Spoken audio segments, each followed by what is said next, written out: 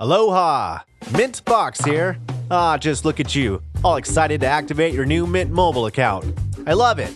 You remind me of me, but with less fur and a shorter tail. Before we start, this video will explain how to activate your new account and get a brand new phone number assigned to you. Once you activate, there's no going back. So if you want to learn how to transfer an existing number to your new Mint account, check out our other video here. Okay, ready?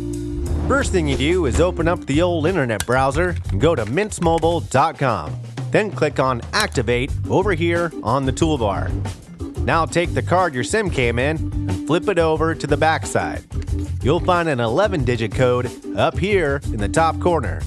You'll want to enter that right here. Now, I don't know about you, but I always screw these things up. So make sure you transfer the numbers carefully or have a friend read them slowly out loud to you. Next, you're going to enter your zip code so we can assign you a number with the appropriate area code for where you live. Read and agree to the refund policy, and you're activated.